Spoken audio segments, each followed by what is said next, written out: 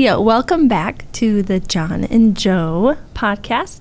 And we've got some exciting stuff to talk about. This is a tricky one, actually.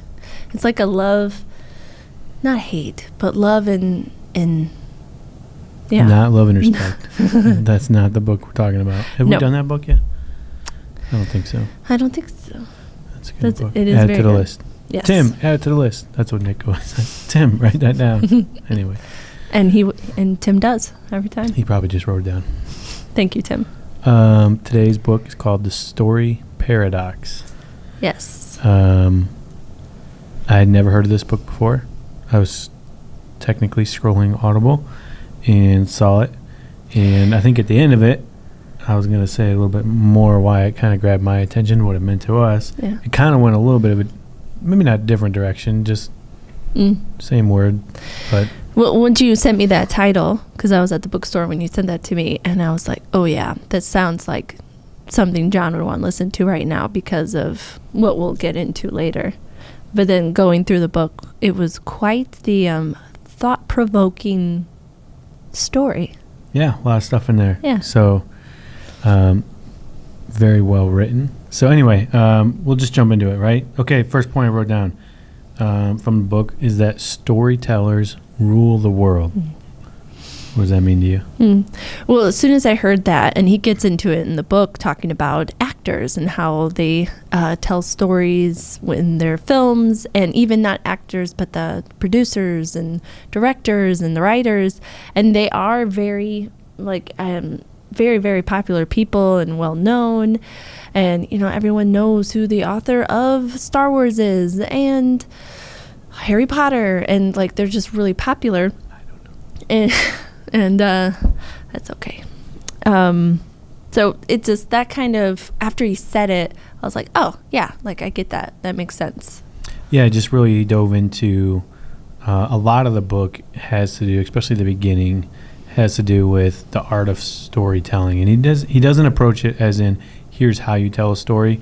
He just approaches it by, here's what kind of good storytellers do, and a story typically consists of this. And in fact, I mean, you mentioned the first time you read it, and he tells a little story in there, and the intent of it is to put you in this person's perspective, which is a girl running away from somebody, right? Yeah. And so the intent of the story in this book, even in this storybook, is that it would start to elevate your heart.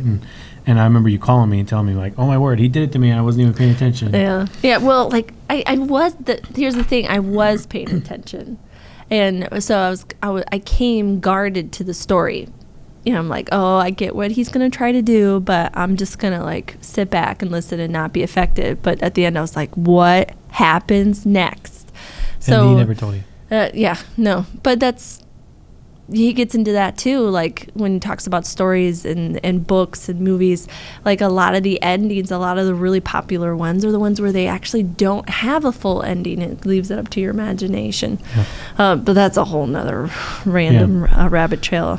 Yeah, and I think we'll move pretty quickly through these. I mean, in short, one of the reasons is we don't have a bunch of practical takeaways necessarily from this book, but it did reiterate to me, and I think we'll talk more at the end, but how important stories are and the role that they play in our lives every day, and that we just aren't aware of for the most part, right?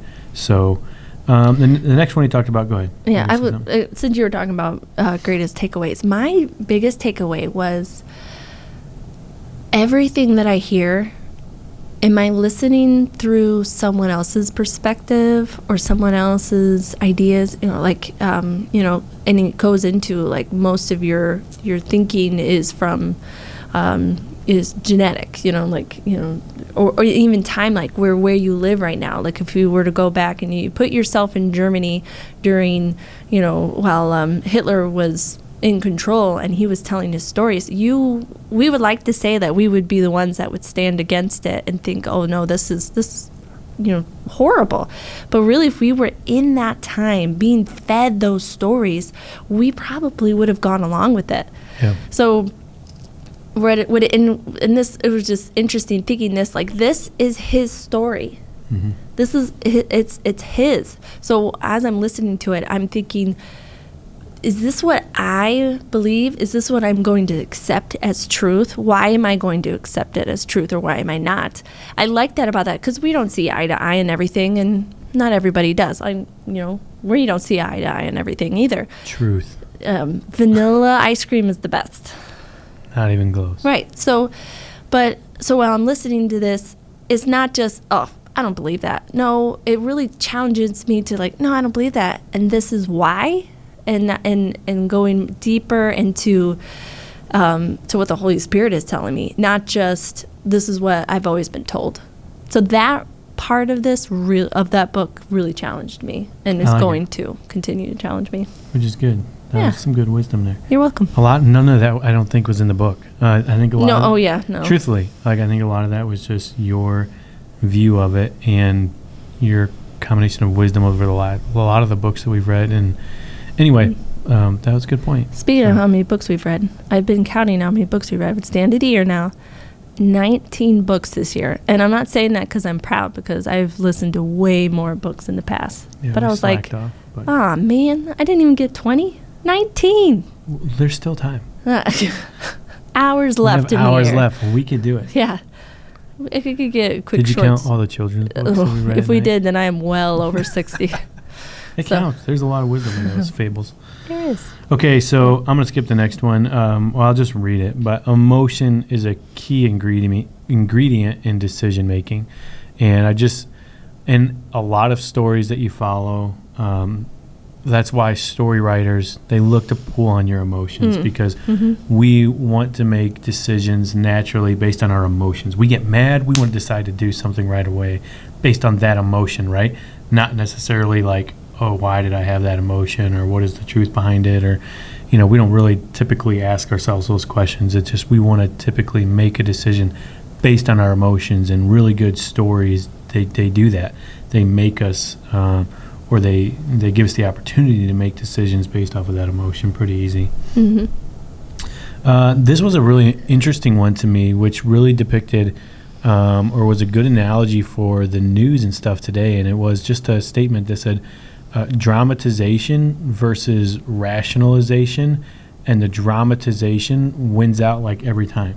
So it's just, whether you say the person in the news, like the person that yells the most and cries the most and claims the most outrageous thing, like for the most part, they're going to get the most attention. Like the rational approach and the common sense approach, it just doesn't make for a good story for the most part. Because, and I'm jumping ahead, but because in a lot of good stories, like think of, okay, let's just jump ahead because we want to try and keep this podcast short, but he talked about the movie Quiet Place, right? And we watched that. Yes. And just as an example, and if you haven't seen it or you have, it doesn't matter. Spoilers. It pretty much makes up every movie that you'd ever watch, right? And that the whole movie has you on these pins of needles of how much more could happen to these people. Like, oh my word, it's just like trial after trial after like crazy thing. Oh my word, like he just made a noise. Like they're going to hear him, right? In the Quiet Place. And like so many bad things, the whole entire movie. And then he talks about in the book, like it's literally like the last 60 seconds of the movie, they find out this big foe's weakness, right? Yes. And it doesn't, here's the crazy thing, it never tells you or shows you what happens next. Right. It just leaves that this certain thing, I'm trying not to ruin the movie if you haven't seen it, but this certain thing really affects these monsters from another planet, right? And that's it. Like that's the only high positive of the entire movie. Yeah. The whole rest of it was a huge drama performance put on, unbelievable thought put into it, but it's all negative. Bad thing after another. But you're sitting there, you find yourself sitting there the whole entire time like what's going to happen. And the reason why, one of the reasons why is because inside of us, we want to look for those stories where the hero comes out. And you don't get a hero without adversity, like a lot of bad things to where you're like, good grief, they're never going to make it out of there. Yeah. This is the end of it for them. And then all of a sudden they pull it out at the 9th hour, like the last 30, 60 seconds of the movie, and everybody goes home happy. And it was literally just that little bit, because inside of us, like we all just have that little inkling, like we want to be the hero. Yeah. I feel like I just summed up all of our points. But okay, let's see. I love. Okay. And we're always looking for that hero, right? But we will, when we go and we look for it, we always find our version of it. Yeah, true. It's our story of it. Yes, yeah. Just like when we go into the news and you just flip to the channel where you end up liking that answer that you're looking for. So. And like conspiracy theorists, right? Yeah. Like talks about why people gravitate towards that, right? Mm-hmm. Because everybody wants to be the person that's like, I knew it. See, I told you so, right? Being the rational person that says, look, flat Earth really doesn't make any sense. Like the fake moon landing, like it really, there's no rational conversation behind that.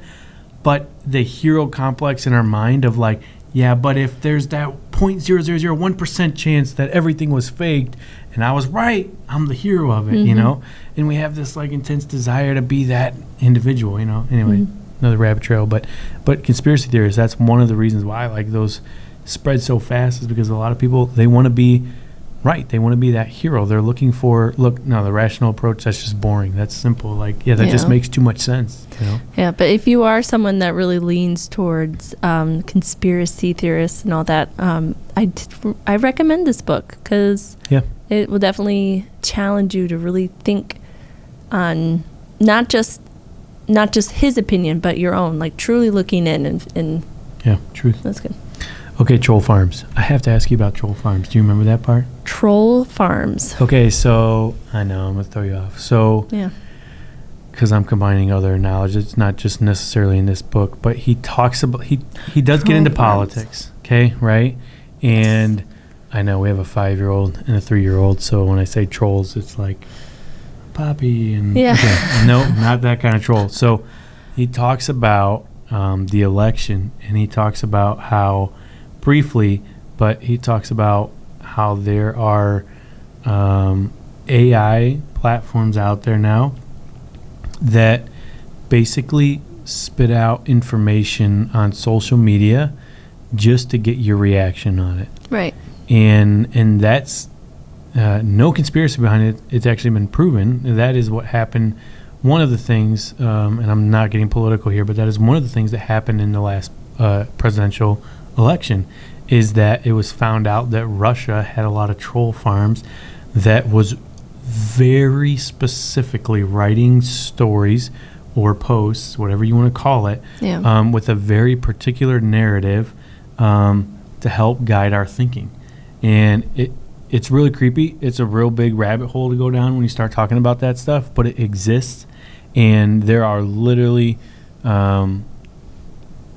farms, they call them, that exist that do nothing but their computers learning what human beings like and what they don't like, and then they are prescribing information on that to keep our attention. Yes. And it's extremely powerful to be aware of, not to go down a huge hole of what all that means necessarily, but to be aware that that technology does exist. And Facebook has literally had to shut down certain programs because at one point there were bots communicating back and forth, and they adopted their own language. Anyway, again, I'm going down the rabbit hole that I said I wasn't going to go down, but they started communicating in their own language that we didn't know.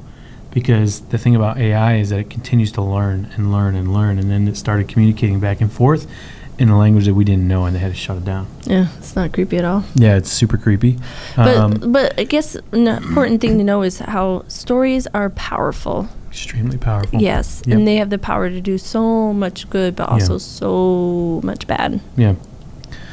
Another good point he made was that, and we only have time for another one or two, but was that our minds were made for the day-to-day decisions, you know, because they're made to be efficient and make really efficient. There's a whole lot behind it that I'm not going to get into, but it was just a really interesting point, like, right? You know, that it's day-to-day. It's not made for these massive, like when God put Adam in the garden, he didn't lay out his entire plan for him, right? He said, here's where I'm going to put you, and here's what I want you to do. I want you to get up in the morning, and I want you to walk with me. And that was as much as his mind was supposed to handle. It was the day-to-day comprehension level of it, and now, with different stories and things, we're really complicating the matter a lot from what it was supposed to be, the original design. Oh man, we haven't said this at all yet, but Plato, Oh, man. am I saying that right? Yep, Plato, Socrates. Yeah, so I guess growing up I didn't hear a ton about them, so hearing or reading about them, I was like, whoa, they're crazy. Like I never got into it. Yeah. Okay, we don't have to talk about it. Yeah, can't. Good read. If you want, there's a little more insight on Plato than I ever even knew in here as well. Yeah.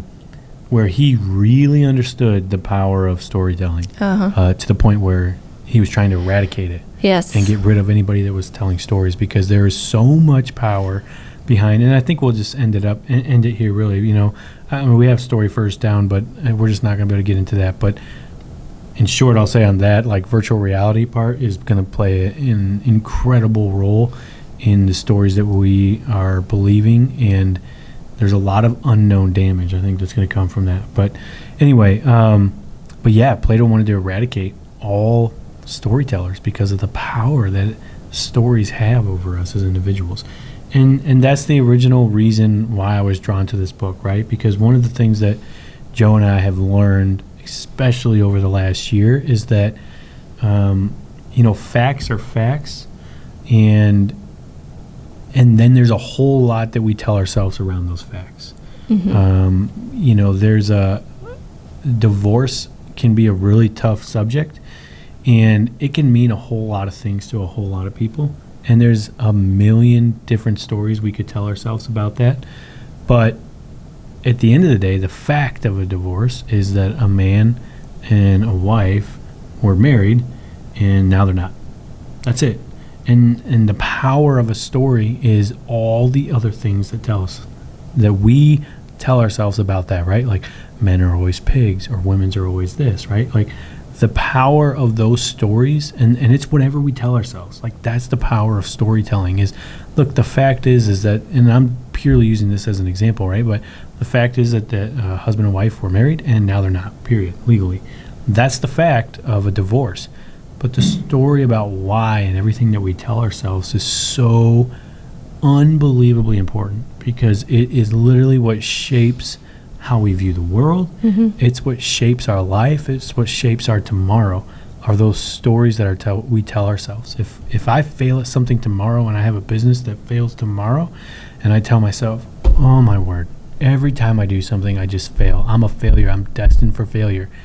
I don't think there's anybody listening here that would say, oh, that's going to bring some positive things. There's some good that's going to come from that. No, the fact could just be like, something went wrong. This niche went dry, and this model now had a new technology come in, and it just doesn't exist anymore.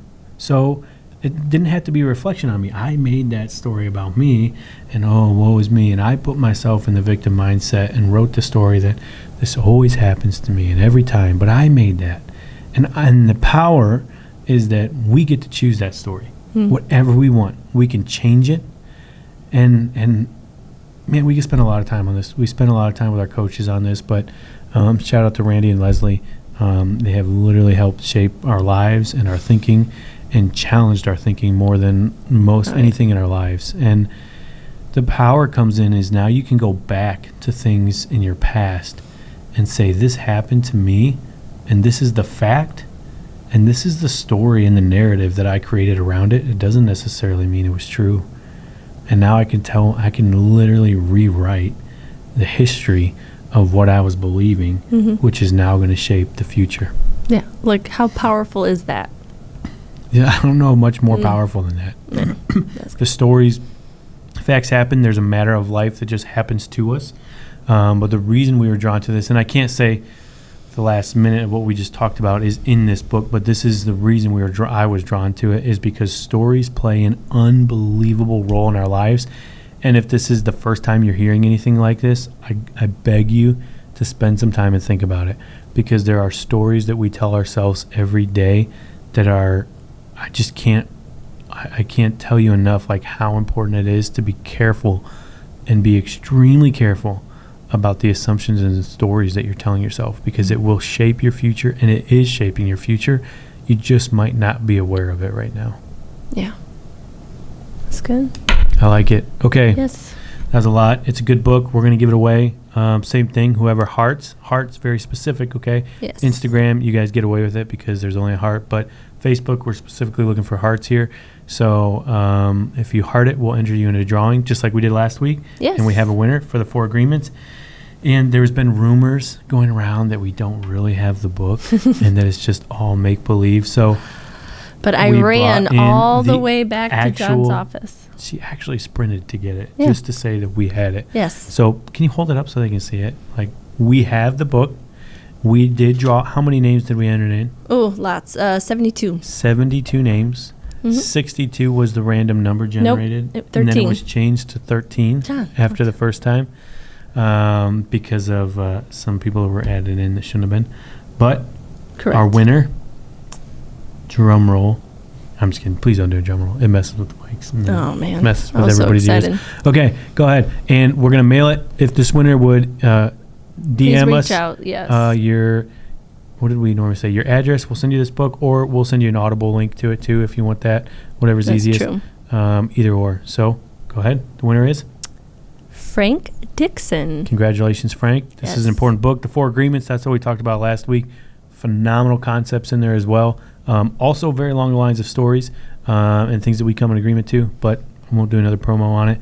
So appreciate everybody that's following along. Thank We you. are going out for New Year's Eve. We're headed downtown Chicago. Super excited about it. Yes. So as much as I'd love to stay here and talk more about stories, we're going to go create our own stories tonight. So everybody have a good night, and thanks for following along. Good night.